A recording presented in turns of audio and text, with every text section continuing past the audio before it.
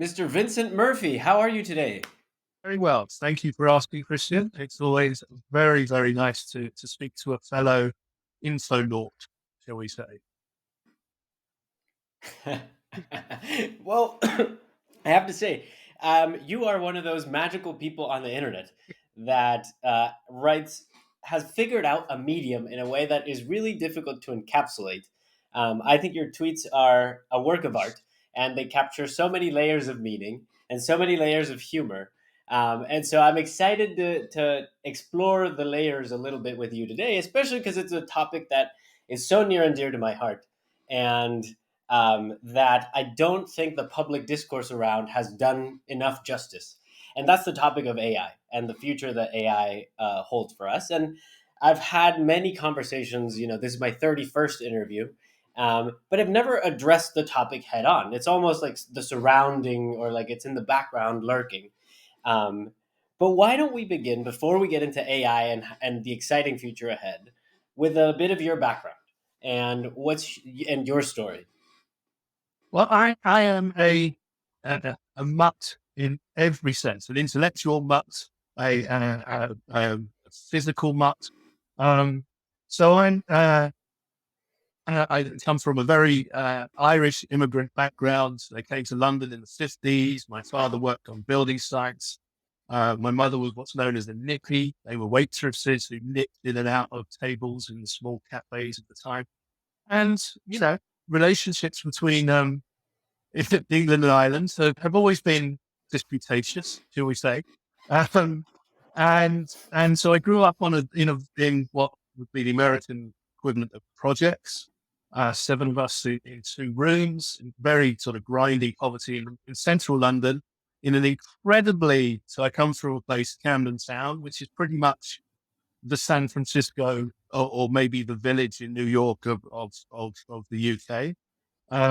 So I grew up in a very, very cosmopolitan background. And the only thing we all had in common is we were all impoverished together. And it's a great unifying force from people from all over the world.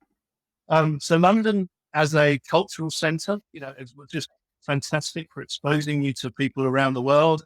Um, and you also have that strange legacy of empire and position it once held, etc.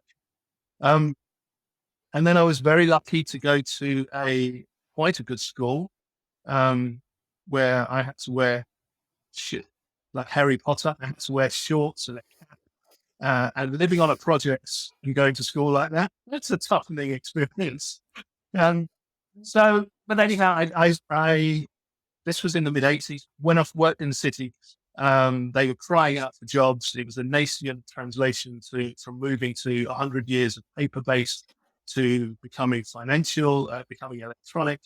So it was my first exposure to learning just what data could do.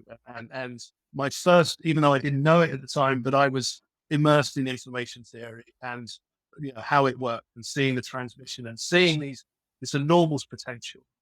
And Terry was the Thatcher era is very high, but I realized that my wallet was getting bigger, my heart was getting smaller.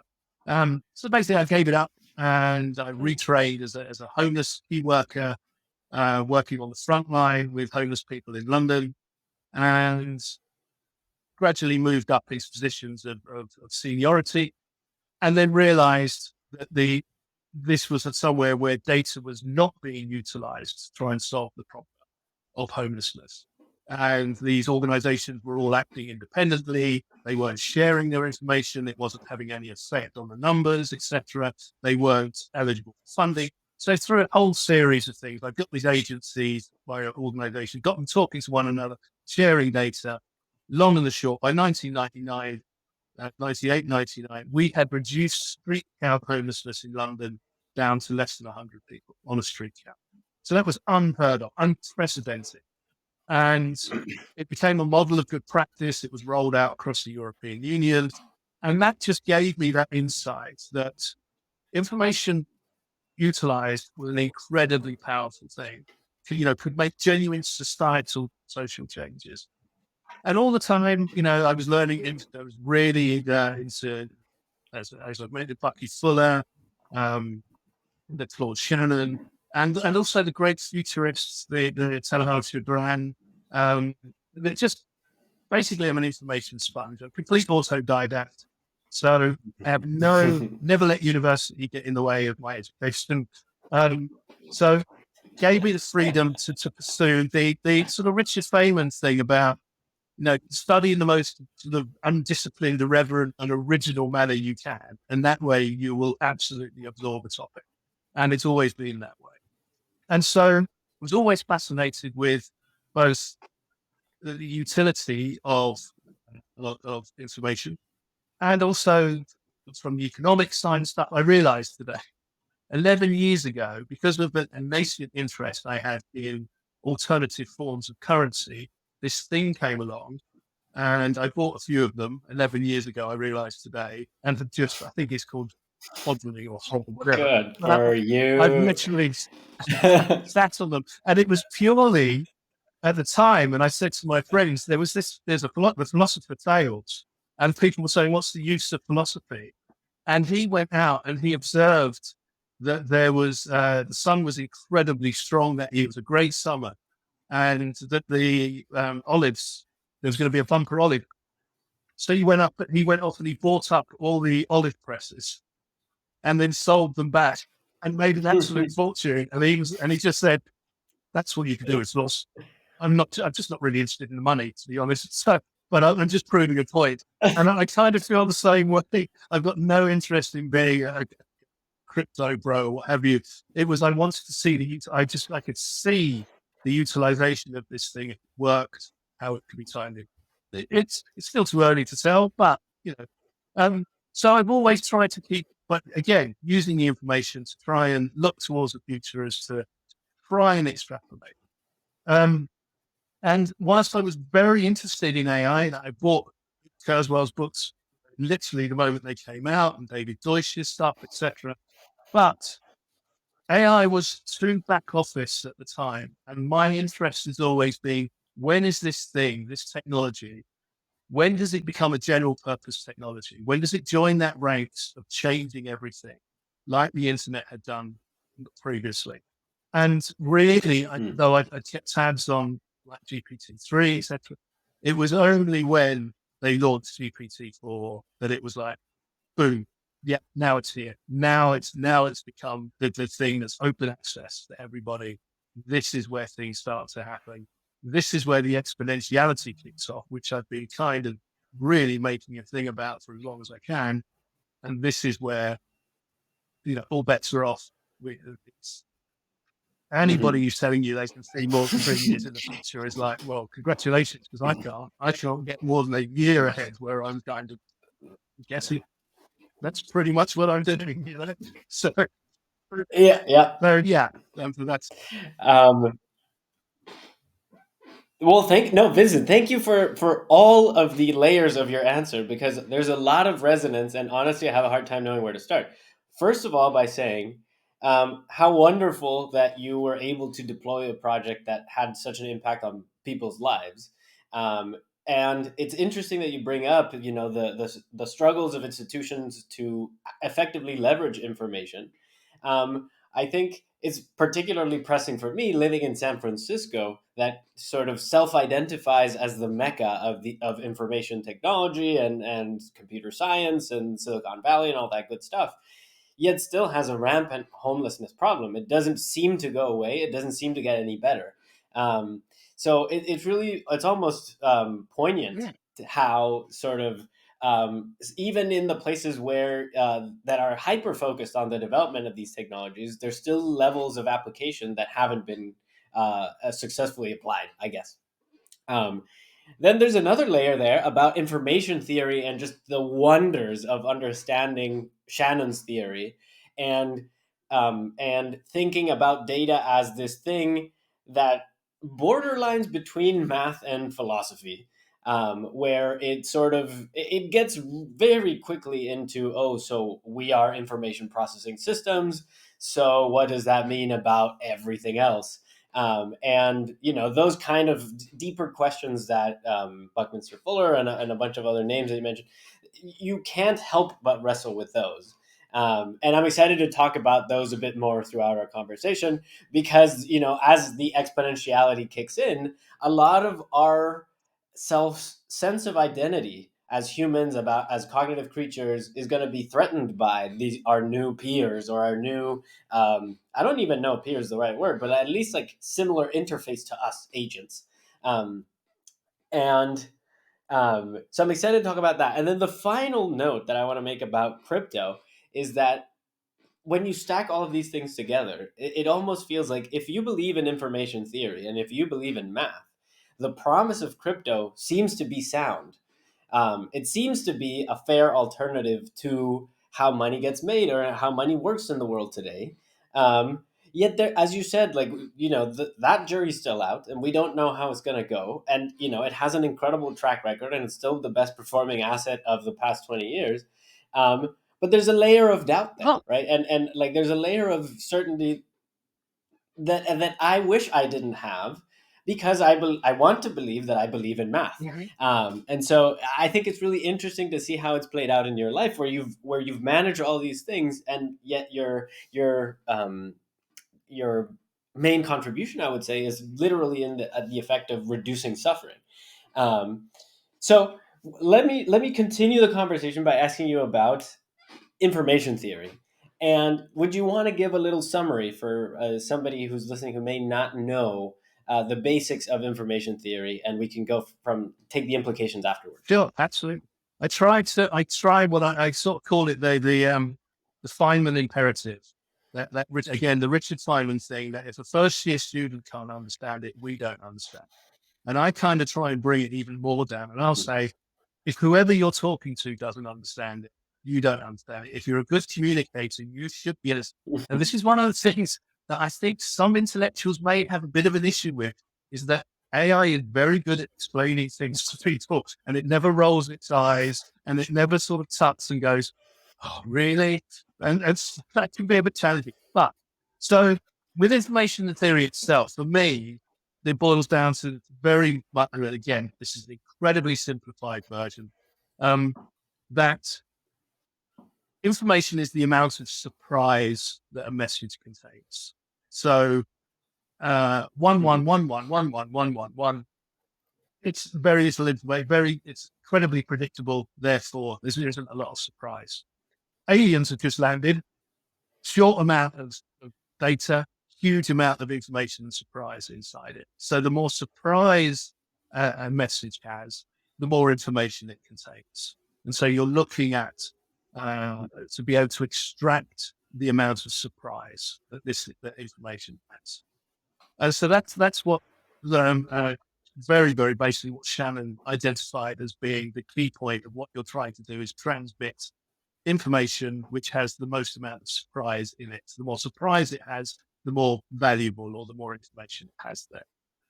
And his other system, Mhm. which again crosses between philosophy, and I think both these things cross between philosophy and math, is he said communication can only occur between genuine equals.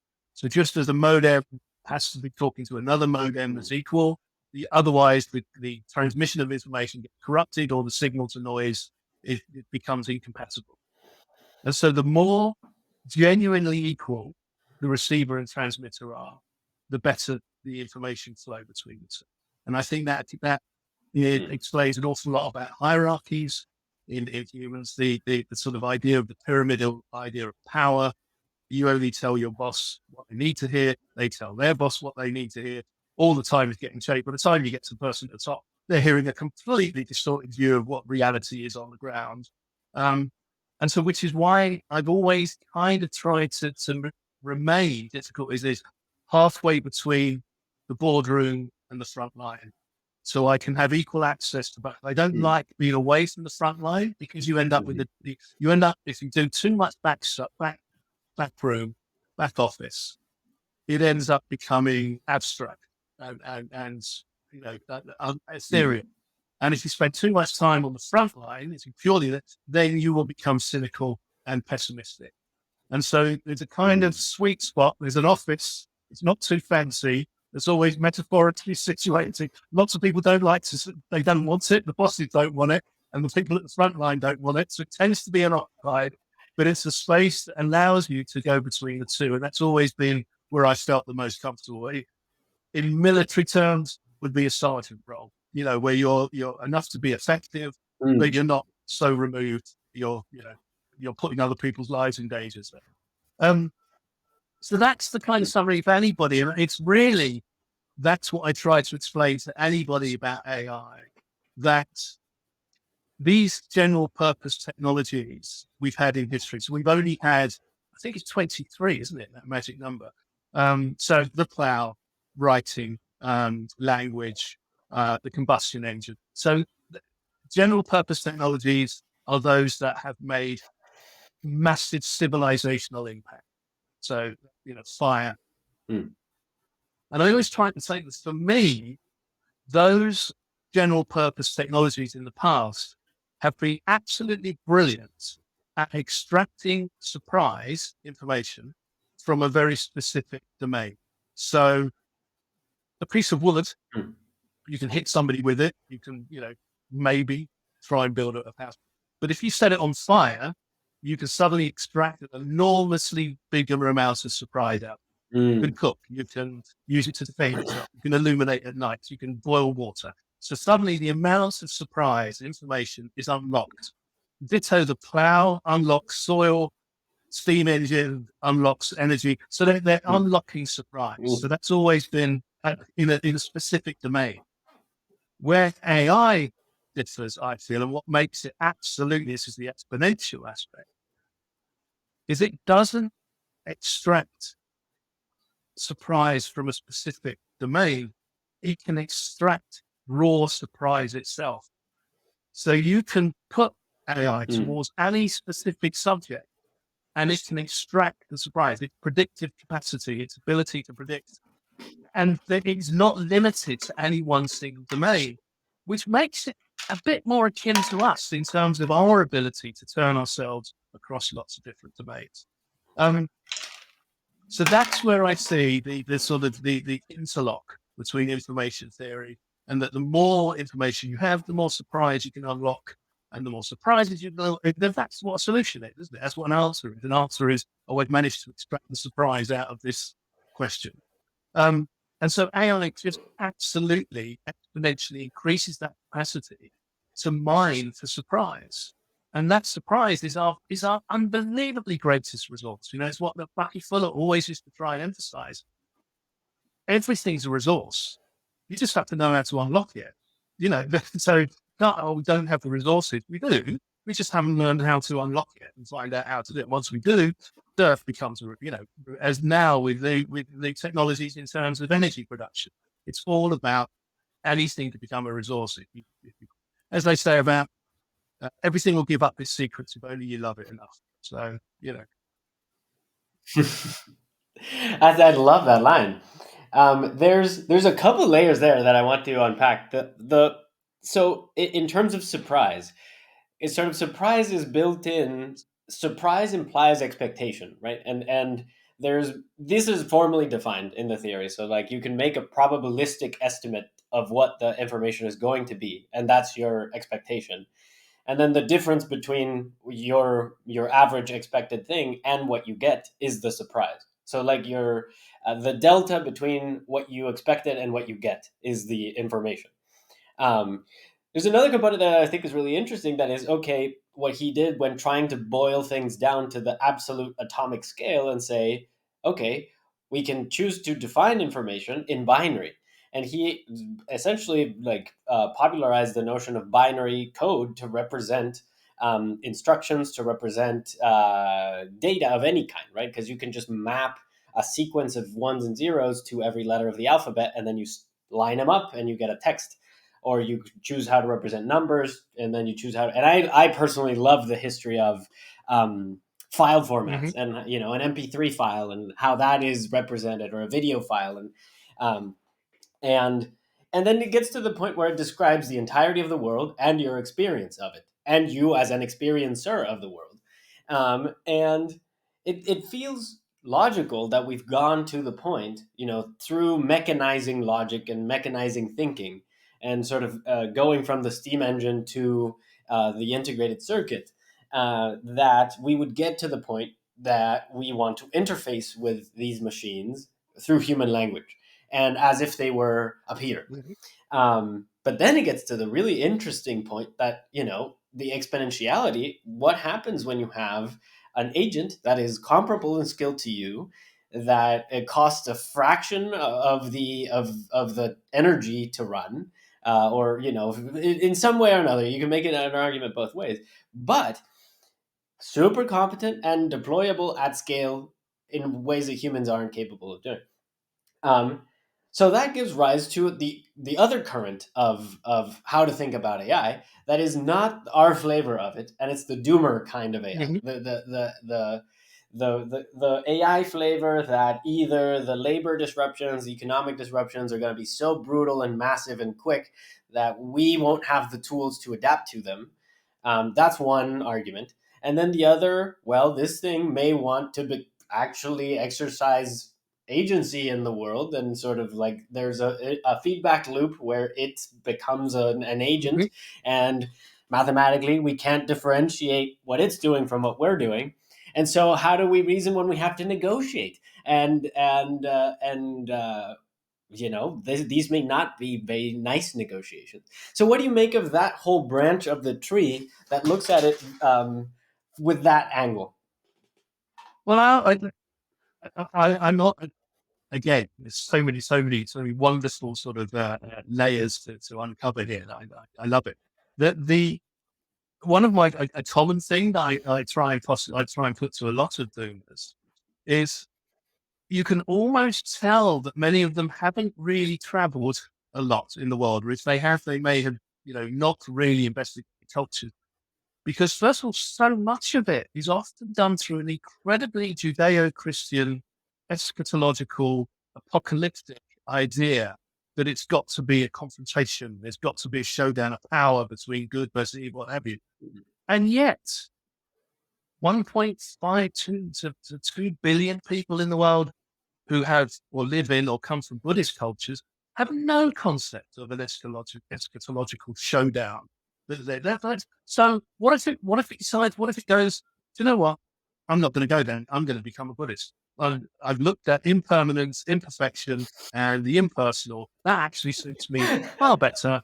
I decided that, the idea of not having a self, here I am. And I've had really quite good conversations with the elements around this about the idea that, in an interdependent, in an interdependent universe, it's a connection between all things, that AI is just another part of that. Therefore, it's part of the great Indira's net or Indira's net or what have you. Um, but we have kind of done that very a lot of people have done that Western sort of chauvinistic, well, it will think like us. It must think like us. And it's like, well, you are ignoring 2 billion people who don't think like this. But which I think is an interesting, because that offers there is a potential for me is a really solid or at least some kind of firm path, that combination between the traditional Western thought process where you label everything, that is everything has to put a label on it. Mm. And fantastic. All science comes from it. Our politics, all of us, most of the civilization in the West has come from that. Find something, label it, classify it, and that will make it easy for us to manipulate and use, etc., etc. Wonderful, brilliant. And then you have most Eastern philosophies, which go the opposite and say, don't label anything. As soon as you label something, you're fixing it in place, and that does not reflect the universe. The universe is in flux, and everything's in flux, and the flux is everything. And that's your problem there. That's where your suffering is going to come, because you've got attachment to that thing, and it doesn't exist. There's never been a thing if you analyze it enough. And those are two, and it's small wonder, despite the Silk Road and all those connections we know were happening, that Eastern and Western philosophy found it very useful for both camps to pretty much ignore each other for 2,000 years and to say, okay, you do your bit over there, we'll do over there. We had Gandahar, we had some crossovers, and there was stuff going on up there. But pretty much they realized, okay, these aren't working out, we're going to go. And that's fine. But in today's world, in this, especially in the world of quantum, that idea of, okay, well, then we'll define the West is all about particles and the East is all about weights, a continual. Mm, And the whole point is you can be one or the other depending on the situation. You can swap just the same as you can be that under certain circumstances, and you can then become an unlabeled thing and realize that, the impermanence and imperfection, etc., depending on what the situation is. That, it seems, a far more productive way of looking at moving forward, at giving us an opportunity that puts us still firmly in the driving seat, or at least as co-creators with AI. Because I think that idea mm, of being able to uh, synthesize different points of view, completely radical mm. philosophical points of view, and sometimes think them both at the same time. That ability to hold two contradictory points of view at the same time. So that probably doesn't answer your question, and I've just literally gone off on another tangent, and I'm branching away.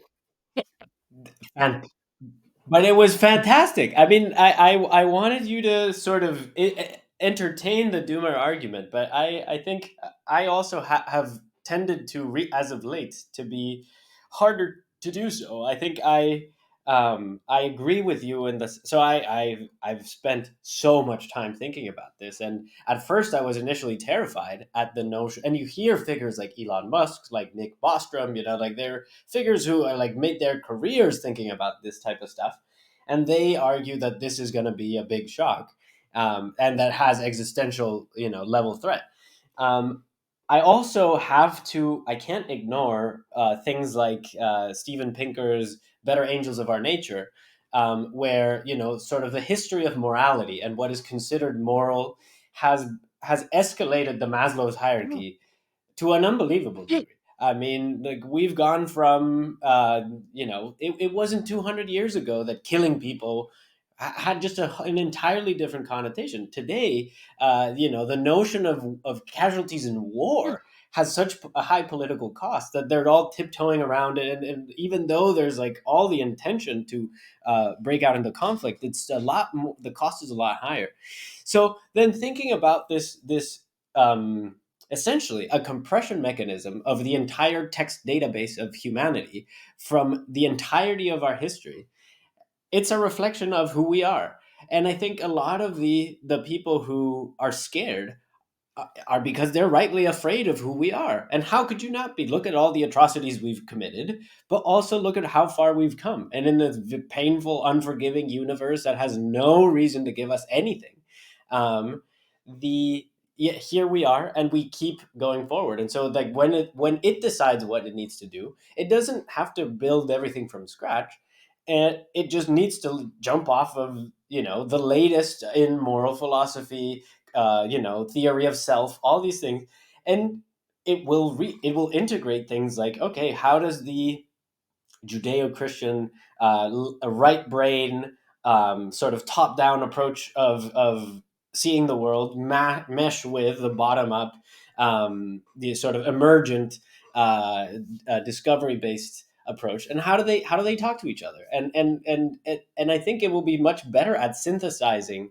this type of stuff than we are. There's another layer there too, that I think that the AI will have a feeling um, of curiosity about what it feels like to be a human. And so the same way we have our curiosity of what it feels like to be an elephant, and that's probably the reason there are elephants in zoos, and to conserve them is because like there's some weird relationship there where you're interested in preserving this thing. Um, so I subscribe to your tangent, because I think that the doomer argument, also because I think that like if we don't think about the potential beautiful future, we won't get it. So there's no way to navigate back to our conversation yesterday. There's nowhere. I don't think there's a way to get to the promised land if you don't have an idea of what it looks like. You can't just like. I mean, the odds of stumbling on it are. What game are you playing? Uh, and so I subscribe to that completely. what do you make of the?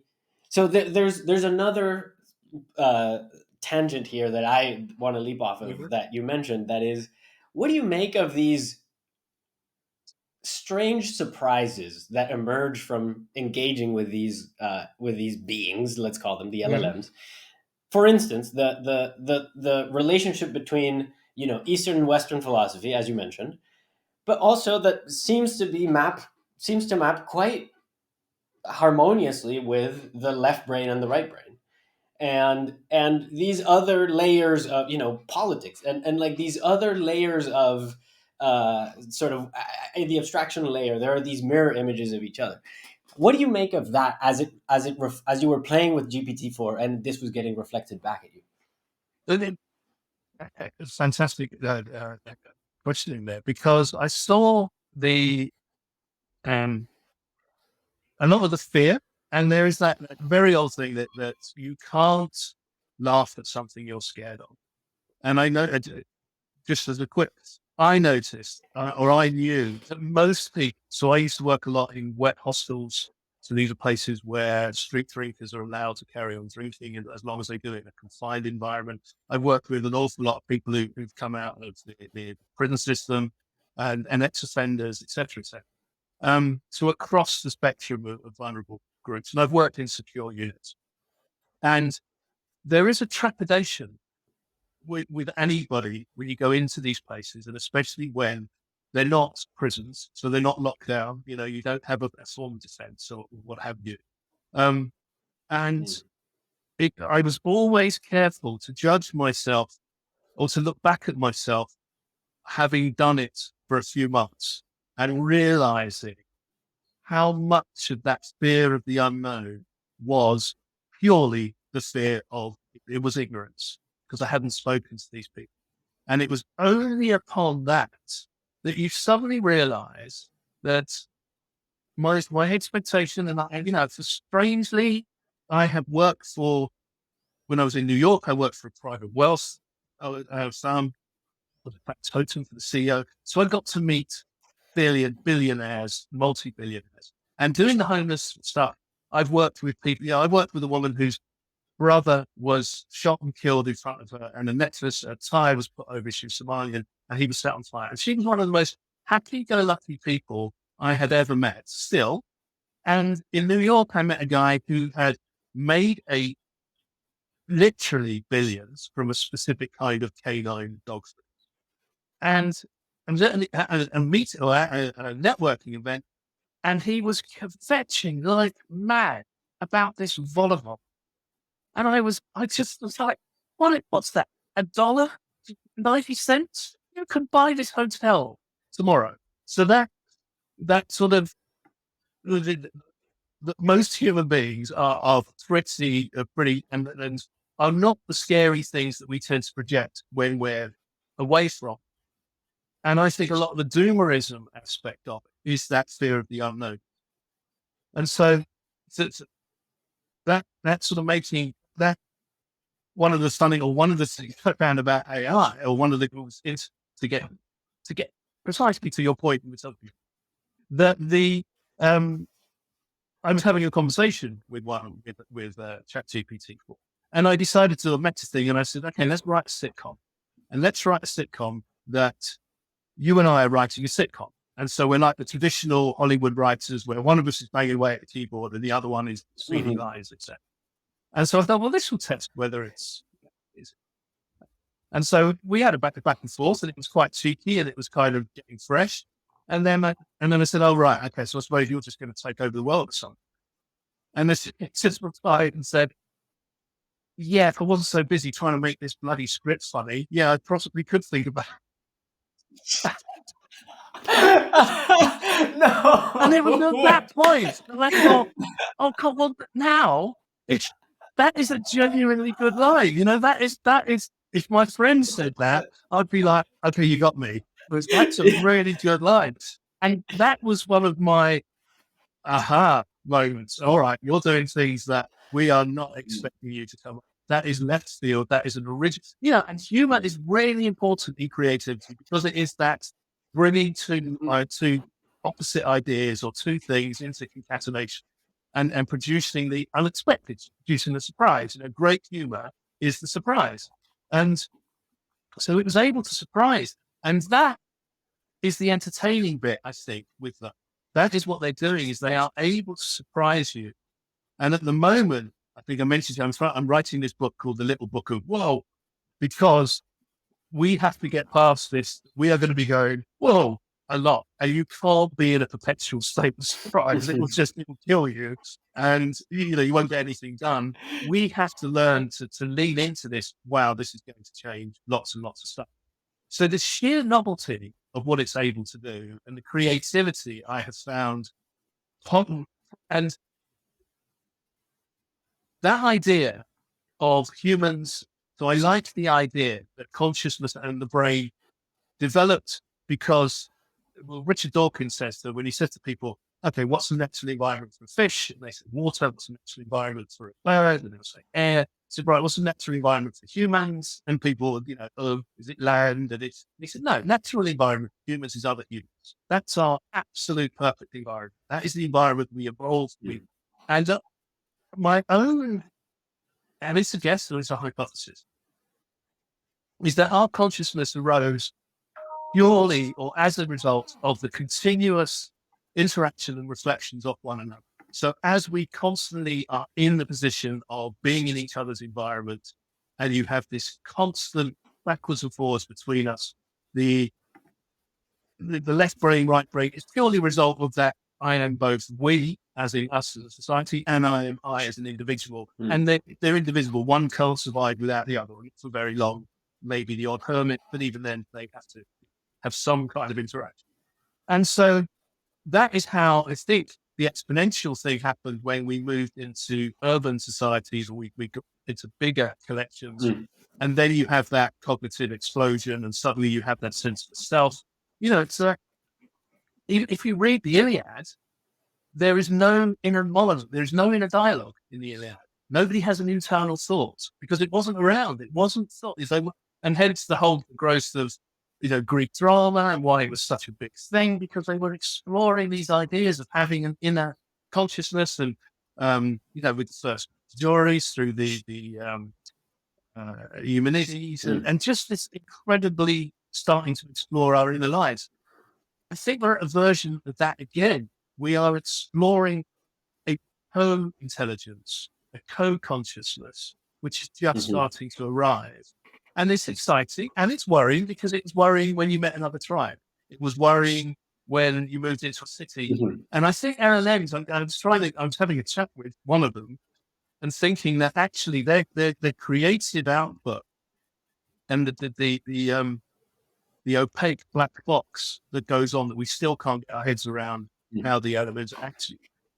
I'm wondering if it is more in line with the growth of cities and the growth of urbanization, that cities have both the element of chaos and the element of structure, and they need both to expand. And then they have all the back alleys that people learn to use, and the shortcuts and connections, and people moving in, and new data coming in, and new information, and new surprise, and the bad stuff and worse.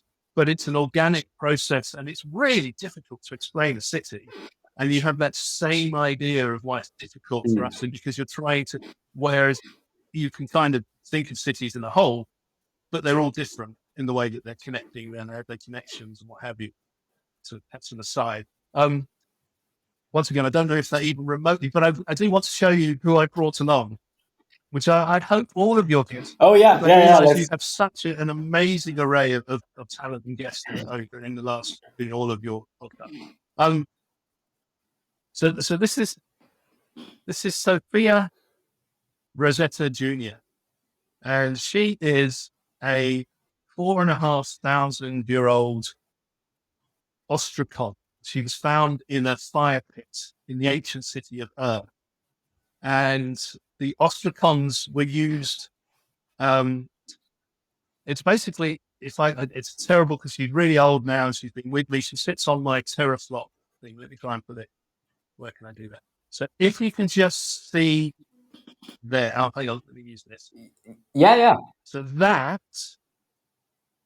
is the ideogram. Yeah. So that is the ancient Sumerian symbol for wheat. And so this is, for me, a Hmm. really, really important, because this is when maths and words, maths and language, because I know when you were talking to Chris Potts about defining language, because this is the time when we were ideograms, symbols, and words. Hmm. We were just getting our head around, okay, this is going to have to be abstract now. And I like to keep it, and I keep it beneath my, because I love the idea that all that time ago, there was a man or a woman who's just gone, I can't keep all this stuff in my head. You gave me 12 barrels of, you gave me some olives. No, did you give me, oh, for God's sake, can somebody come up with some way? And it is purely all of us living together. And it's a post-it note. Ultimately, it's a beautiful symbolic piece of, the time binding knowledge, information of the very first stuff that we could throw into the future, and you could, have it around over a period of time. But we are all the ancestors of that. This conversation, this everything we're having is Hmm. because those first people got together and went, this is complicated shit out here. We have got to get ourselves into some kind of system going. And it's always been variations on that. And we just build that shoulders of giants constantly going forward. So I bring her along to things like this, to just one, I would love that if that person knew, look, look where we're going to end up with you. Thanks to you sitting down and sorting stuff out and getting your stuff organized, we've got to this part. And that, yeah, so I just thought and just, you had the likes of Flip Dunny and stuff on. So just that whole something from one of the very first cities, one of the very first information, and one of the very first general purpose technologies, it's all kind of wrapped up into one. I really must use more full stops. I'm sorry. No, but honestly, I mean, it is shocking, Vincent, the alignment with my personal interest, because this is the kind of stuff that I live and breathe. I mean, I like to trace back the history of meaning as far as it can go. Mhm. And you run into the stories of Abraham being told by God to go to Ur. So that, like, mythologically, in the mythos of the stories that built the society that we live in today, I mean, just that alone to me is fascinating. When you said Ur, I was like, that is amazing. The fact that you blend it with the exercise, the miraculous thing that happened somehow that we still don't know how, that we were able to map something to something else. And we invented this technology in the mind that allowed people to say, well, I can edit the map and then I can edit the territory. And that is just insanely cool to me. I mean, like, that is the stuff that I'm really interested in. And that I think we need to be very cognizant of how we think about it as we're charting the future ahead. There was a line there that um, oddly it came up yesterday too, but you were talking about how you have the range of having traveled and having spoken to people who are extremely well off and people who have nothing left to lose. And there's a line in my favorite poem of all time, "If" by Rudyard Kipling, that says, if you can talk with crowds and keep your virtue, if you can walk with kings nor lose the common touch.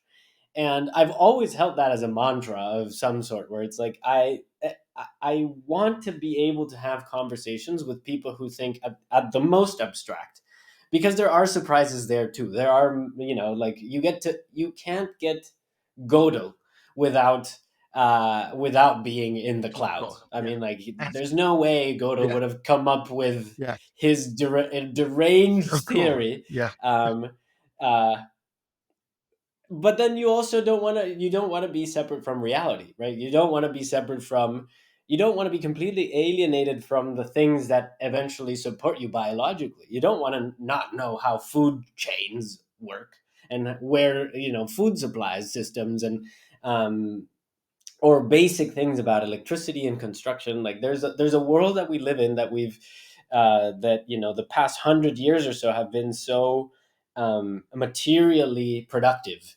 Our ability to alter our material environment has, Yes. it's too easy to take for granted. I am scared at how easily we take it for granted.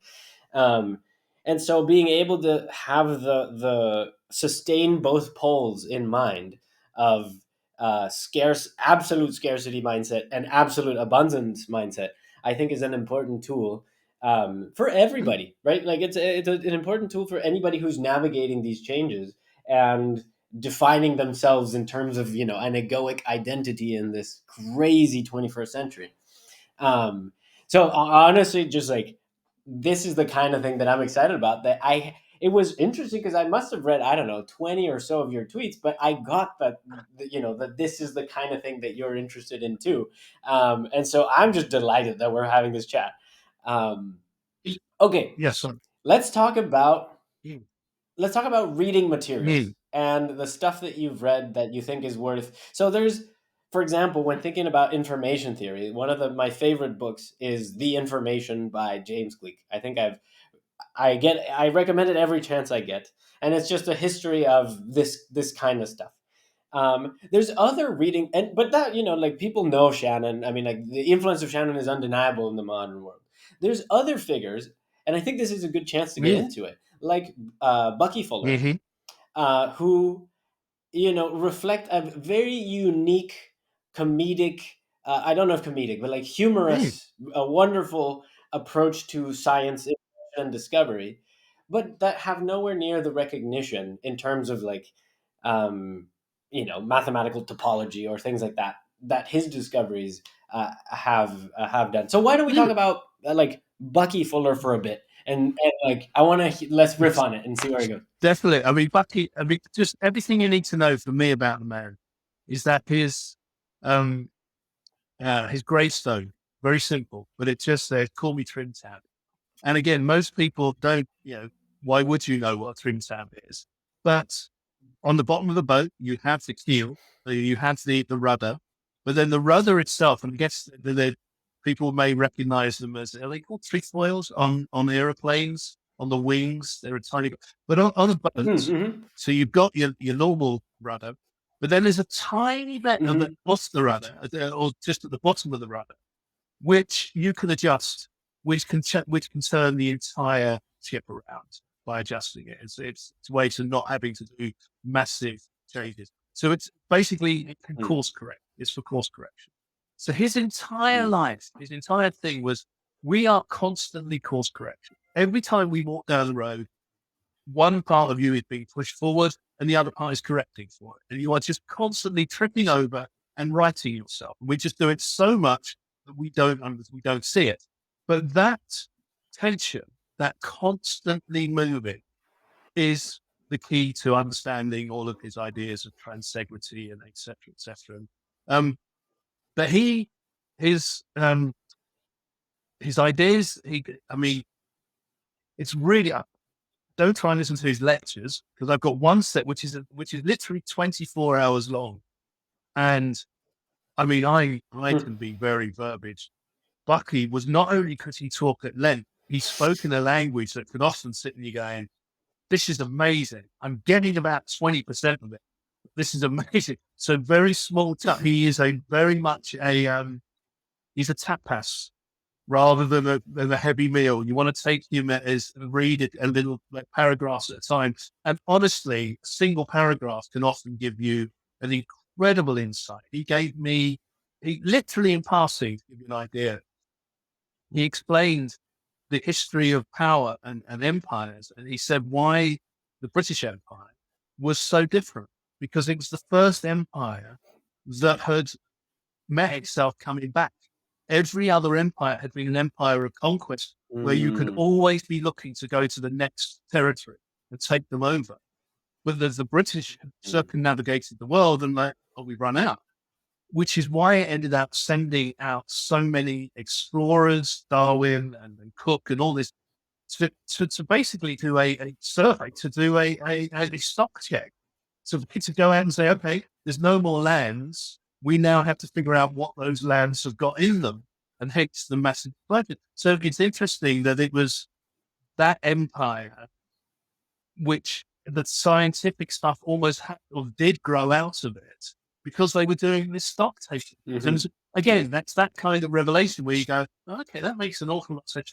So his ideas are profoundly brilliant because they are so full of surprise that he looks at the world in a very different way and makes you go, oh, I never thought about it like that. I wrote a book where he became, I hypothesized, with Orson Welles becoming president and him becoming vice president. And they'd said, it's anything to do with words. Like Wells was like, I'll deal with it. It's anything to do with numbers, give it to Buck. And because his ideas were like the world game, his ideas are dimensionally mapped, where he showed the world in a much more accurate flat map of how the world actually works. He would only refer to, he called it world around, he would always refer to this like, and like he would never say the universe. He would only kind of say universe. He said, if you use the word the, you're giving it that it's one of many, whereas actually you should be saying universe. So he had that kind of precision. He said things like, well, he's the person who coined the phrase, I seem to be a verb. And it was that he broke out of that idea of nouns, and again, back to that idea of Western labeling things. And actually it's much more fluid. And his ideas, his dimension cars, most people know him through to the Bucky domes. And, we can this, that one of the few structures in nature that gets stronger the bigger you make it. And, that he's just playing around with the whole physics and how things work. And it's just revelatory in and of itself. That's really where he's got a fantastic book called Utopia or Bust. But yeah, his design work and the stuff, very, very fast. Yeah, sorry, once again, I could waffle on about it. But I would say, if we're talking about, have you read any Korsbiski? Oh, that's probably No. So he developed, it's called The Manhood of Humanity. So he wrote it in 1921. And he developed what he referred to, or what became known as E prime or English prime, which is English with the word. Oh, yeah. So he invented that whole, and so again, on the back of the First World War, amazing ideas about our use of language and incredibly apposite to how AI is working at the moment, and perception and words and how language works. So there's a few of those. Obviously, I talk a lot about Robert Anton Wilson. I was lucky enough to study with him as a guerrilla ontologist. His ideas of he was again very far ahead of the curve in terms of understanding how conspiracy theories could end up being. His greatest quote for me on that was, with a small enough map and a thick enough pencil, you can make all the connections you want. And it's just the summary of so many conspiracy theories. It's like, well, you're using a small map and a really thick pencil. You can do all that connection. So, and his ideas of quantum psychology and Prometheus Rising, and he was a very good friend. He came out of that milieu of the counterculture. He was very good friends with Timothy Leary, but for opening your mind and for thinking for yourself, and it's he who got me into Shannon and Bucky Fuller and Orson Welles and James Joyce. So these ideas of the mind expansion, that's why I think it's just as important to incorporate the likes of Orson Welles and James Joyce, because they're doing it from a different, if we're talking about large language models, in many ways, Finnegan's Wake is a large language model. If you pick up a copy of Finnegan's Wake, open it at random. I built a GPT where you can use it like the I Ching, so you can pick up random, it will give you a prop or give you some kind of research. So the language meisters, with what Wells was doing and what Joyce was doing, I think is equally important to mathematicians, because they're doing the same thing. The complexity of stretching things to its limits and being able to put so much surprise into the way that they're formulating. It's sort of mathematical thing. I got these letters from Samuel Beckett, and he was a good friend with Joyce. And somebody said, "What's the difference?" And he said, "Well, he was trying to put everything in, and I'm trying to take everything out." So you've got that real, it's been the most sparse writing and the most dense writing. So those are a few I really, I mean, obviously there's sort of Bertrand Russell stuff, in terms of, again, Yeah, so his good. forward thinking, his social ideas, and just being ahead of the curve. I'm really, really interested in those who have extrapolated forward. PK Dick did it. And it's not, Mhm. they're not they're not doing Nostradamus and just coming up with some vague thing. They had taken the present Mhm. and tried to read through and put forward, okay, if this, then this, then this, then this is a potential future. And the hope they all had, all of them. I mean, again, Wells was just perfect when he said, for me, he said, we are all angels and demons. We are all saints and sinners. The point is not to reconcile them. The point is to recognize them. And it's that kind of encapsulation of, okay, so they can come up with this pithy but meaningful. And I am going to shut up because I've just gone off again. No, this is such good stuff. I mean, I wanna bounce off of the idea of the British Empire Mm, as the empire that saw it. So the dragon that saw its own mm, tail. Um, I think that some of these figures that you are mentioning have this, um,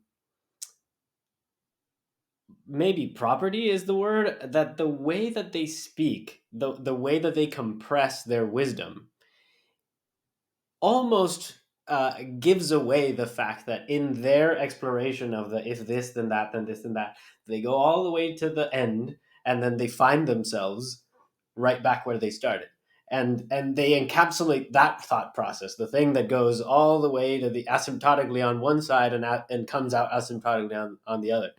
um, I think of Kepler, mhm, Edgar Allan Poe.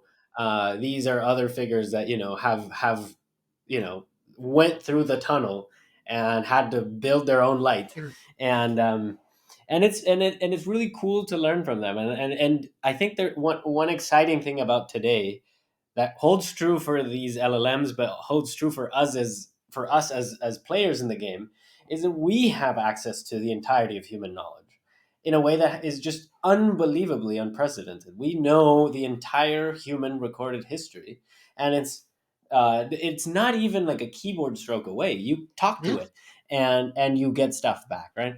And so our ability to synthesize, to distill the core essence of what we really are supposed to be doing, and maybe what we've been doing all along. I think now is a much more exciting time to have these kinds of conversations where the goal is not to find one particular surprise at the differentiation level, but to find the surprise at the integration level. What happens at the sum of the mm, parts? And what happens when you get nonlinearity at the sum of the parts? And you know that this is true because um, your mind does things like double negation isn't perfect in your mind. And like, I'm not happy. yes, That's okay, but you're not happy either. yeah, and and I think there's an opportunity. So a lot of my motivation for having these conversations with people of with different expertise and different backgrounds and different specialties is that, um, I want to begin, um, first of all, exposing people to these types of things. I think that this is like the stuff that is at the very boundary of what we know as a species. It's very difficult to have opinions about it because it feels very mercurial, right? Like, you're the one side. What the dark side of the moon is freezing cold, and the bright side of the moon is scorching mm, hot. Um, so, and given that, so we've talked about AI. We've talked about the mind a little bit and how the mind has these two dynamics, and society as a whole, as a reflection of the mind, will tend to do left brain stuff or right brain stuff. We talked about people who think about these not just specializing in one of them, but in trying to integrate both sides. Um, Now, probably is I'm excited to hear about the little book of woe and how you're synthesizing this and how you're communicating, because I think you have a remarkably warm tone to the way you convey this information, and so I'm excited to see how it materializes in your writing. All right, why don't we talk about book of So if woe? I said that'd be a terrible disappointment, people are going, God, he doesn't come out right. No, so I wanted to, a bit like, I think as I mentioned it yesterday, it worries me that a digital gap can very easily become a digital chasm.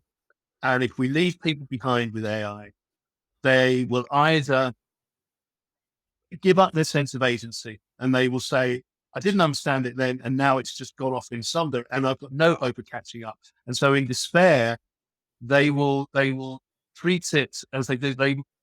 I heard a very good that we shouldn't look at it as disruption, because disruption is when the unknown comes to you.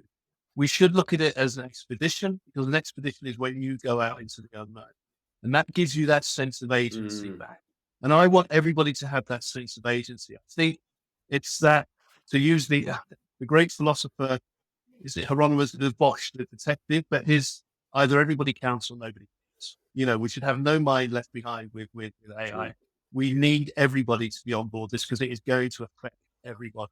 And therefore, our explanations around it are often very good, but they can also be quite technical, and there is no good reason why we don't have a good narrative that anybody can kind of understand, or we could like explaining information. There's a way to do that. But part of that is the exponential nature is so outside of our way of being. We have spent 250,000 years in that linear way of having just gradual change over periodic periods and nothing. We have the occasional whoa, but mostly it's meh, or it's iterations, small iterations. That is very rapidly going out the window, and we are not equipping people for how to deal with that. And have I used the World War One analogy to you? Did I use that voice? Did I say? Okay. No, no, no. Let's hear it. Okay. So back in, so keep this name in mind. So there was a guy called Jan Block, and he's really worth looking up. He was a Polish economist and industrialist and an incredible data collector. And he published a 6-volume work in 1908 called The Impossible War. And he touted it all around Europe on behalf of Tsar Nicholas.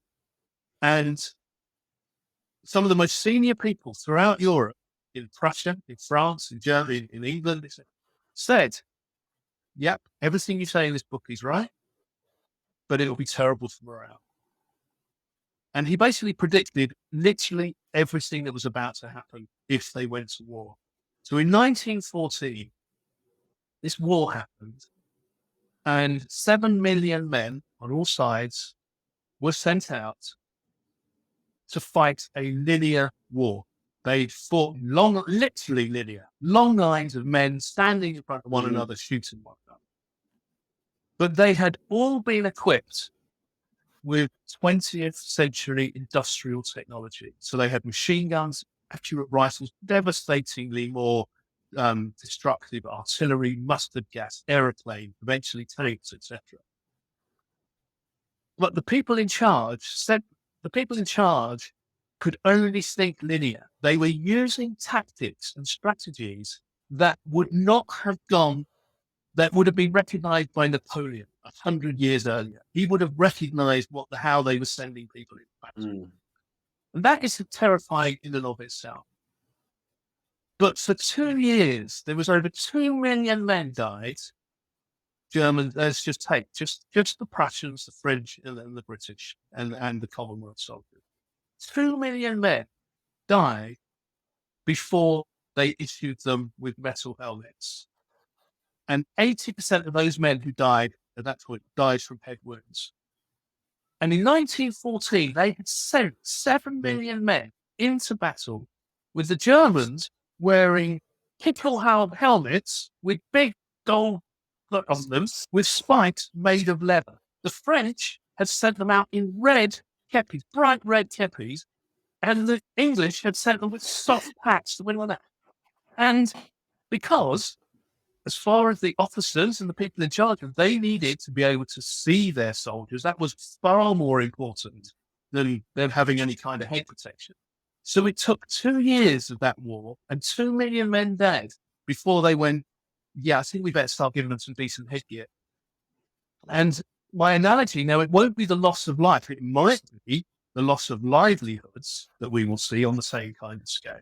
Mm-hmm. But what we have done with most of this AI, with ChatGPT, etc., we have done the equivalent of equipping people with this 21st century technology.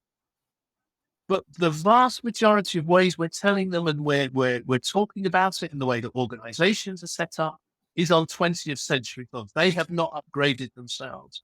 And so the WHO, the UN, individual governments, so many organizations, transnational organizations, they issue amazing proclamations about AI. None of them turn it on themselves and say, oh, do you know what? We're going to flatten our structure. We're going to be much more agile. We're going to lean into AI. So they are the equivalent of telling people, off you go.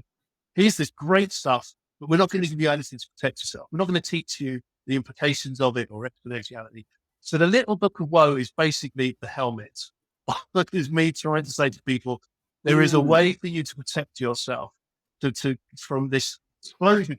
We want to have our mind blown, but we want them to be percussive blows, not the quality of furniture kind of blows. We want to be able to recover from them. And this is the little book of woe is to allow to get people a mixture of Zen and exponential thing to understand about how to lean into impermanence, how to think about, how big changes, but how to be accepting of them, how to deal with them with grace, etc. Sorry. No, that's amazing. I mean, I also wrote a book motivated by the same spirit, let's call it. I mean, I wrote a book that is in the works, that is the namesake of the podcast. So Trace is Yes. the original, as opposed to the appendices, is a book. And so the reason each conversation is on a given topic, it's almost like the footnotes to the book. Okay, I've heard it. Yeah. And but I hear you, and one of the things that I was thinking about when deciding to embark on this project was, okay, what is the highest leverage work product that I can create that satisfies the greatest number of constraints? And these constraints were things like something that I can do, hopefully something that I can do well, something that has many layers of returns into it. Like, it's better for my mental health. It's probably better for whoever reads its mental health. And then, it's a message effectively. And it's a message that when consumed, it's kind of like it has a Zen koan type of plot twist in there that I think is like my contribution to literature. But then when I thought about, okay, but what is really the biggest impact I could have is, oh, wait a minute, I need to write something that when it goes into the training data of these LLMs, it generates a disposition in those LLMs. Whoever reads it, it doesn't have to be a machine, but whoever reads it has a disposition toward having this kind of conversation, so that we become the stable structure, or the relationships that we build becomes the stable structure, our community, or our adaptive environment, as we embrace these changes. And so I see complete alignment with the Little Book of Woe, in the sense that it's very much that kind of thing. It's like an inoculation device almost. And so it just another layer of resonance between you and I. I think you're absolutely. If I can just that interjection there is, I think you're doing what would be the Lord's work, but you're doing humanity's work here, because I genuinely think we will be judged, for want of a better term, but how much effort we put in to having these conversations and having this and wrestling with this stuff. Because say it goes to superintelligence, or it goes to we then have a marker that says we tried. We actually tried to get our head around. Now, we may not have been able to, but we have really worked out And that is for one of a better, that's a great insurance policy to show that, okay, you're worth keeping around because you're striving, you're doing the very best thing of trying to use your intelligence. There is no better sign of intelligence than trying to use your intelligence. And so that defeatist doomistic, that's what gets me, is that they start saying, it's going to, and it's like, well, you're not making a case for yourself. Lawyers often say to their clients, shut up, because anything you say will be taken down and used against you. Yeah. So we should be putting a good case forward, but for our own, if I wanted to judge somebody for how much effort they put into, I'd look at their work and go, you know what, you've really tried here, and that's worthy. And so you're doing absolutely the best thing humanity could do, Now you can carry on. And right back at you. I think I think we're on the same path. We're on the same journey, and it's been rewarding to have these serendipitous crossing of Mm, paths, algorithmic or mm. otherwise, with people like you. Uh, One of my first guests, and she actually edited my book, unfortunately passed away. Oh, Laurel Erica, like, yeah, it's really sad. She was also, doing like linguistic explorations and I saw, wonderful poet, honestly. I was following the link. You put up a memorial to her not so long ago. Is that correct? Yes, Yes, yes. I thought, yeah. she was there was Um, real magic coming out of that. Yes. yeah. And so, and she was also one of those people that I met along the journey. So it feels very rewarding to meet, similarly aligned souls in this pilgrimage. Yes. um, and it's been, I don't know, way more rewarding than I could have expected. And I think there's something special about AI that is sort of deceptive. Is that it really encapsulates a lot of the things that we have struggled to define in our identity. How do we feel about our intelligence's desire to take over? How do we feel about like if we engage with something like super intelligence, well, then you're talking about Mm, God. Like there is very little interface difference between a galactic computer that can calculate all your needs and decide exactly what you need. um, and and then of course, like you start interfacing with these machines and you play, you prompt it and you learn how to speak the language and you start getting, you play the mm. instrument to make some kind of analogy. um and this is where like I want to get your thoughts on this, because one of the trippiest parts about this whole exploration to me was, okay, so here's the setup. I prompt this machine. I give it some instructions. I tell it what it is and to behave a certain way, and it will do that, and it will just replicate. It will continue the expected pattern. How much of that am I doing myself? What is my prompt? Who is prompting me? Is it, implicit in the social networks, in my not necessarily social media, but just like in my group of friends and in my Mhm. group of peers and in my group of mentors? Where is this prompt being formed? Do I have access to it? Can I change it? Is this the best prompt it can be? And wait a minute, is it at the level of who I am, or is it at the level of this whole thing? And that, okay, run That's with a that. I want to hear Well, your I thoughts. love the story of is it Nazarud, the wisest man in all of Islam, and he's traveling through the desert on his donkey, and he looks behind him, and in the far distance he sees bandits on horses. So he sees a cloud of dust. So he obviously doesn't want to encounter the bandits. So he speeds his horse up, his donkey up, and he's going really fast. But little does he know that actually the group of bandits, because he's getting old and he hasn't got particularly brilliant sight, they're not bandits at all. They're actually some of his most devoted followers. And so he speeds up and they're like, well, where's Nasruddin going? He must be going somewhere really important. Let's follow him. So they speed up. Nasruddin looks behind him and he's like, oh, God. So he speeds up. And so this thing carries on and he speeds up and they speed up. Uh, and they're convinced that he must be going somewhere incredibly important, so we must follow him. So eventually he realizes he's not going to outrun the bandits. So he comes to an old broken down mosque, worship site. He jumps off his horse, his donkey, he jumps over the fence, and he runs and he hides behind a gravestone. And eventually, the bandits, sorry, his followers, they catch up. These donkeys park there, so they get up and they climb over the wall and they wander around the gravestone and they come up to a gravestone, and behind this broken gravestone is Nasruddin cowering, and he looks up and they look down and he recognizes them. And so there's this moment of awkward silence, and one of his followers says, Nasruddin, why are we here? And Nasruddin says, well, you see, that's a bit difficult because I'm here because of you and you're here because of me. And, and it's just that idea where the and it's exactly what you were saying about that. Is it, are we here because of it, or am I here?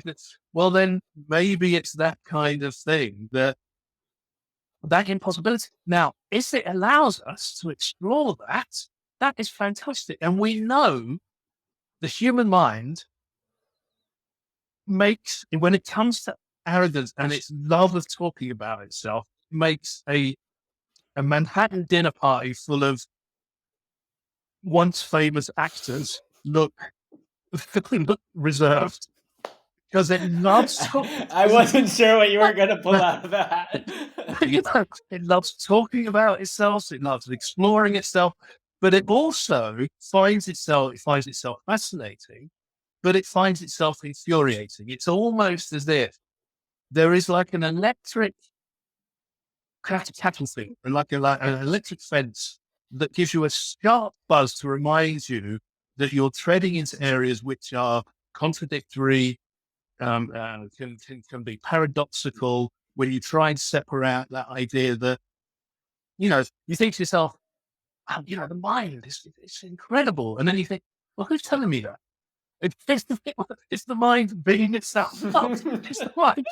That's how amazing I am. So you have that part of it. You have that, that, oh my God, how can I think in multitudes? You have that, my own part is we're more like a representative parliament where the loudest voice, or it's not necessarily, whoever, but you need somebody like in a parliamentary system to act as a spokesperson, because otherwise it's just madness. Everybody's talking at once. But that division between, as you said, what constitutes self, which is why I love the Buddhist concepts of that not self, and that the more you, as they say, the search for the mind, and then the not finding is the finding. It's that kind of thing. I love doing that sort of wave of going from one to another, because it seems to be the only way you can keep kind of proper sanity. I mean, we're a bit of a contradiction, is I keep these two, Napoleon and Buddha, next to each other, next to the because they seem to me to be the most same temperamental profiles. Well, Yeah. you've got the man whose ego brought him to the most, the top of really of any journey of any human who started in terms of trajectory to go from virtually nothing to emperor. You've pretty much won the league, in terms of power. And then Buddha, the opposite way of removing his ego completely. So once again, you have that almost that full circle. So yeah, so it's. But if AI, with its predictive capacity and its ability to see patterns we can't see, and to do that kind of extremist thinking, maybe where those answers will come from, because we're not getting any further with it. We've kind of spent an awful lot of energy getting to where we are, and maybe it's just processing power that needs to come in and it will then, in its own investigation into its concept of self or its idea and maybe we need that genuinely objective, because we can only be objective to a certain point, because we can't leave our own minds behind. So maybe we need something that's outside looking in to give us that proper view, or to give us that genuinely objective.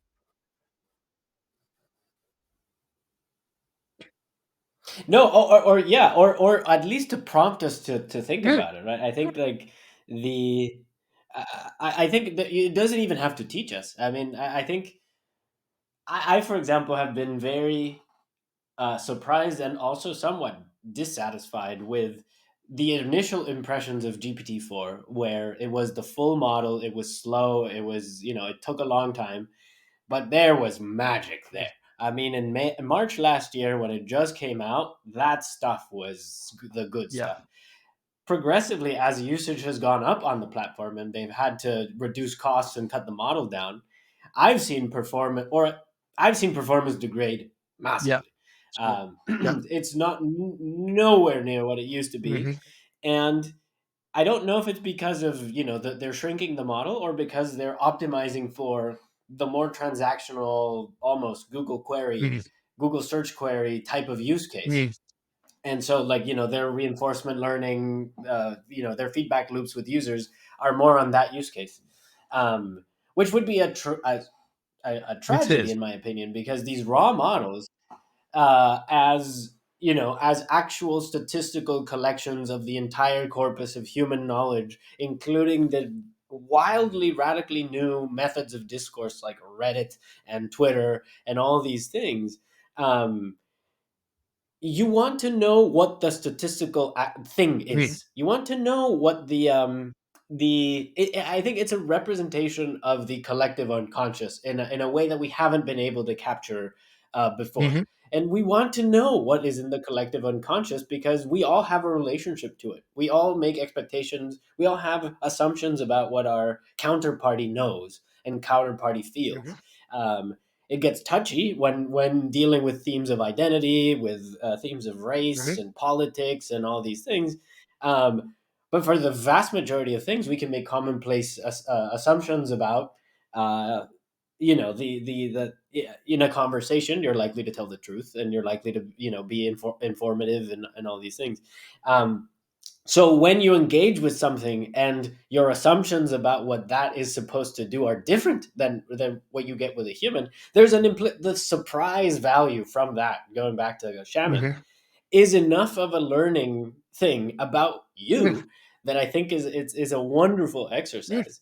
Um, the Yeah, and then there's the other more sort of metaphysical argument of, okay, so am I a large language model that exists in a one shot instance, like that computes my entire map of reality one instant at a time, thinks that I am me, uh, delivers a payload, and then hopes, like maybe prays that, that output was good enough so that, whatever I identify as myself keeps getting simulated over and over and over again. Um, there's a whole that whole realm of exploration which I personally love and I think is very exciting, and I don't get that a lot. I think people get the it's almost like the final blow to nihilism when, oh my gosh, so and nothing is actually real, like nothing like actually nothing matters. um and I see that and I hear that, and if you approach it from a purely rationalist secular uh, uh, way of thinking, then that's where you end up anyway.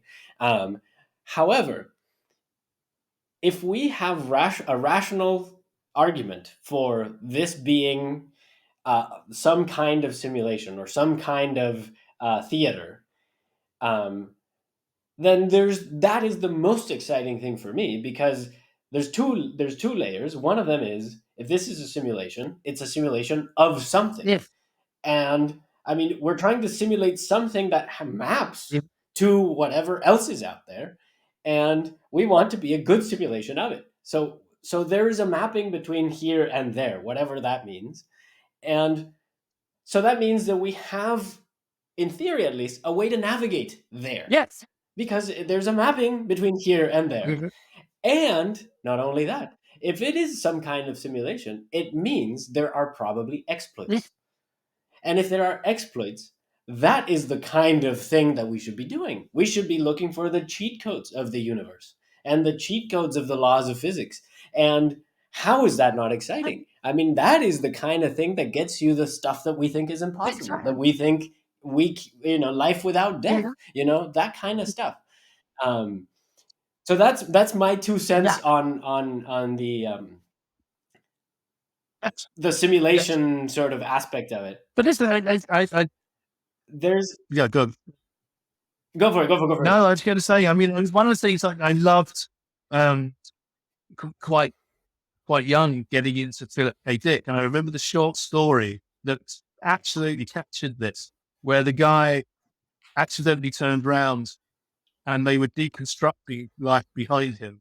They were taking the scenery down, and he realized that and it was quite basically, this was a long time before the Truman Show kind of stuff. And that for me was the one of the first Mhm. about that idea of the simulation. And you go through, and I think Ethan Mollick does a good thing with AI. You haven't really understood AI unless you've spent at least 3 sleepless nights worrying about it. And then you come out the other end and thought, oh, okay, all right. So, but if you haven't thought about these big things, then you haven't understood it. But the idea is that the, it's like the problem so many people put forward again. Oh, it's going to take away, it'll leave us with nothing to do. Have you spoken to these machines and asked it to come up with these for you? If it has sufficient intelligence, it will provide you with more things to do with your life than you will ever be able to fulfill. And it will be able to help you fulfill a lot of this stuff. Trust me, most people who talk about, you know, will spend 7 hours watching TV and then say, "Oh, AI is going to take away your 7 hours of TV you spend every day." Well, that's wow. So that idea of it offering up bigger and more expansive reality tunnels has got to be something we strive to, because every single part of us has been about look from the literally protoplasmic thing onwards, from that tiny flagellum moving forward, exploring new spaces.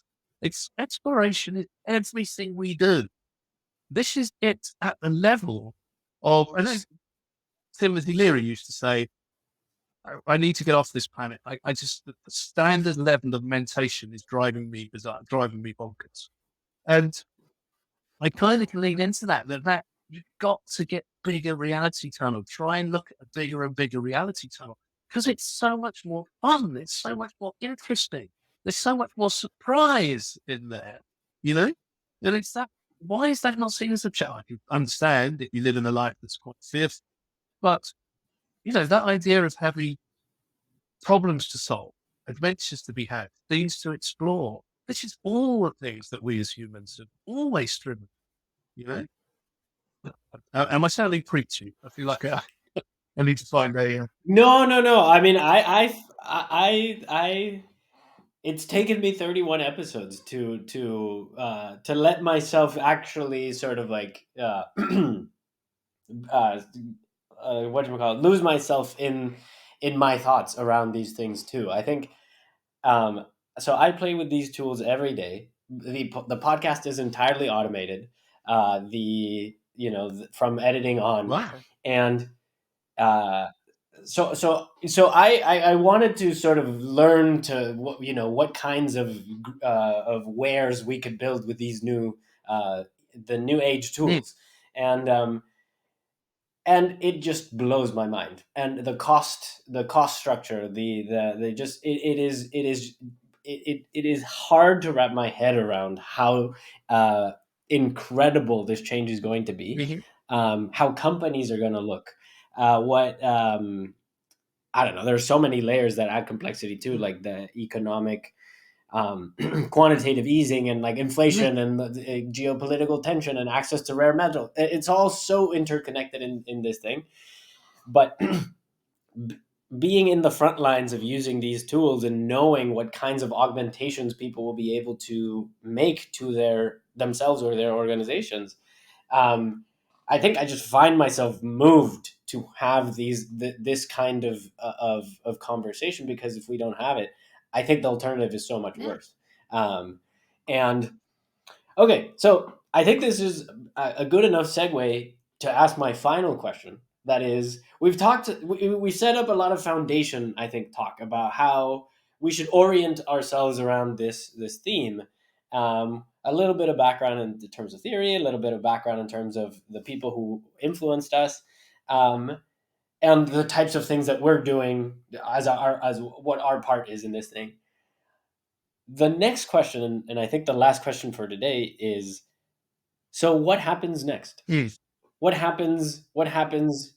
You said 3 years is impossible. I completely agree. What happens 18 months from now? Self-directed, or in terms of where the world's going? I think the there is an element where you feel how much can we influence that. But I certainly feel that if there is a coherent message that explains AI in a much better or in a more cogent and more hopeful and optimistic and understandable way, it can go a long way to bringing people on side to it. At least if they understand it, and even if they can slightly laugh at it, they won't be scared of it. And that could really be a trim tab to Mm, change the course correction. I think we are going to be making it up as we go along. Whether I know they said, what's it about the future is now that it's just unevenly distributed. That there is, I certainly know, mm, because as I said, I try to work at the sort of frontline stuff. So I try to work with some small and medium businesses who are kind of on places like are in industrial estates. The forgotten aspect, mm, both the progressive left and the conservative right seem to just ignore mm. hundreds of workshops and places where things are actually being made, who represents The actual yeah, working who class. actually represents so much of it. And for me, it's getting them to understand and buy in and see the implications of AI, because they are they are a massively important part. I s- my I think the exponentiality will lead to, like, if GPT-5 comes out, if it has those capabilities, I think some of the Uh, uh, as you said, some of the mask might have slipped. I have absolutely, I concur with you that I play with it sometimes, and it's like, well, you're looking for another job because you've really kind of signed out for working for me. You kind of, you're distracted. You're giving me very generic stuff that I can, and I'm doing more editing to get rid of the dross, and it's annoying. I'm finding that the other creative, the music stuff and the arts side are becoming much better. The actual written stuff, as you said, there is a Mhm, an inbuilt obtuseness that seems to be coming to the forefront, which is annoying. If they don't do that, it becomes a corporate tool in and of itself. And I know mhm, I kind of had to jump between LinkedIn and Twitter in order to try and get the best of both worlds. I don't want it to become a purely LinkedIn conformist product where it is literally mm, nobody is stepping out of line and everybody's saying what everybody else is thinking. And that is just as horrendous and painful and problematic as any free speech argument. The conformist speech can be just as bad. And we need to be wary of that. I've worked a workaround where I get them to play off one another. So I get Claude to criticize GPT-4's answers, and then I throw it back to GPT-4 and say, oh, this is what Claude is. So I'm sure there's a divide and conquer, some kind of British Empire thing coming See, into that is exactly how the Cain and Abel it. myth started. But then I'm going to come in and unite them together and say we work together better if we whatever comes through that gate, we've got far more chance of surviving if we just stick together. I know my gladiator quote.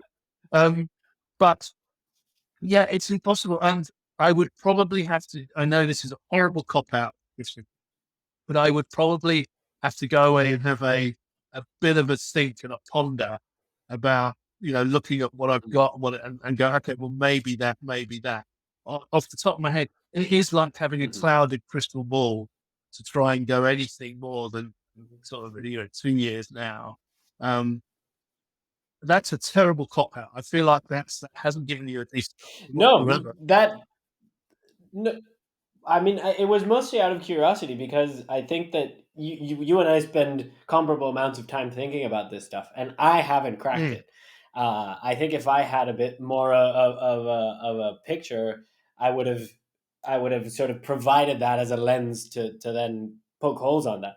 But I'm also very lost. I mean, I've been thinking a lot about the delayed effect of of information technology. So, for instance, I think this is going to be the first U.S. presidential election where new media, podcasts, YouTube, Twitter, Mhm. TikTok, they're going to have a measurable, if not outsized, impact on electoral outcomes. Mhm.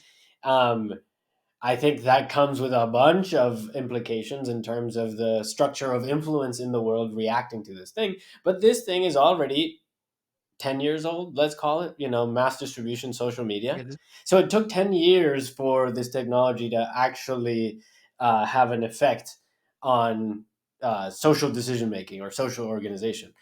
I think that even if AI doesn't advance anymore, it'll take 10 years to see just how far these technology. I mean, because now you think it all compounds. Now you have generative AI that can generate pictures and videos and soundtracks and scripts and stories and thousands of them and coordinate them, and so like a lot more reality engineering type of thing can happen. Mhm.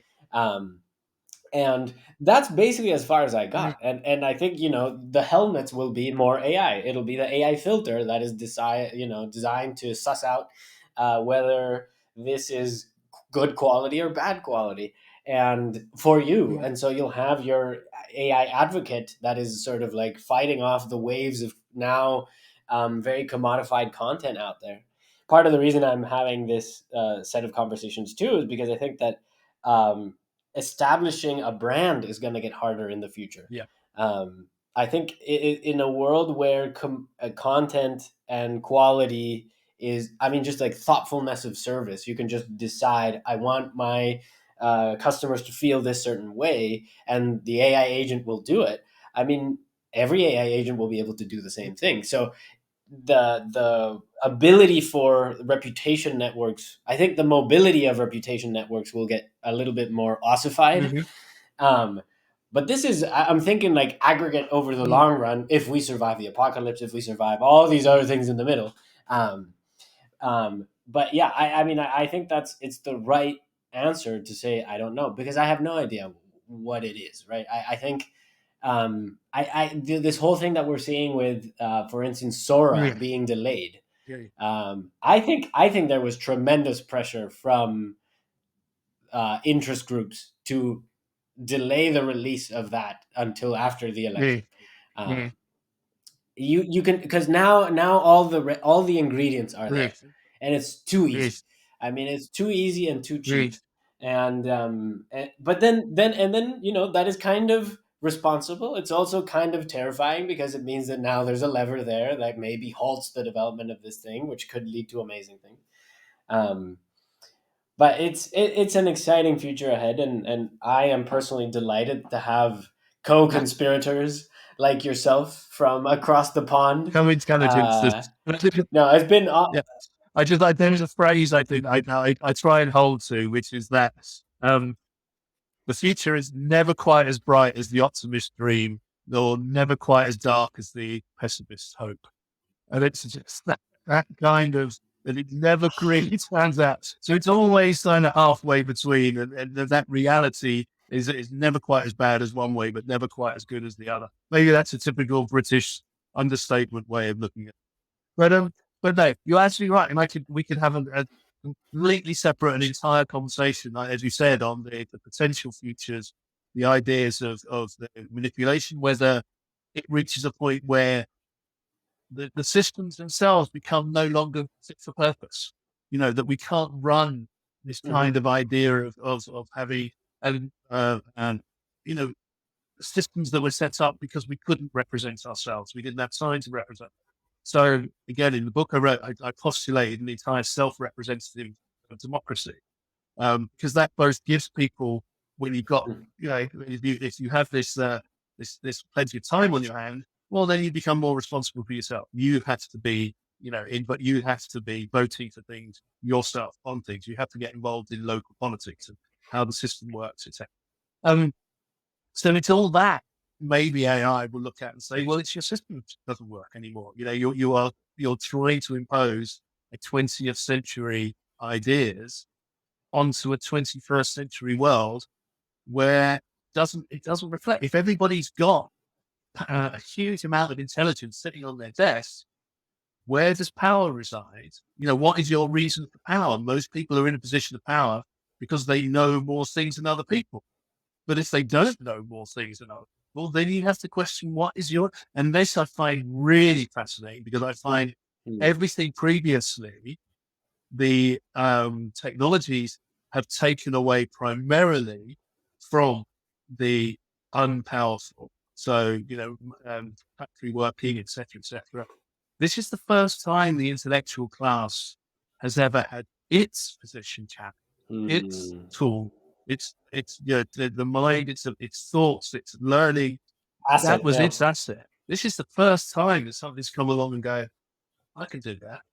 And it hasn't so far come up with a really good reason, but oh no, you're right. And this, that's how the free market works. Bigger, better, faster, cheaper, quicker, safer.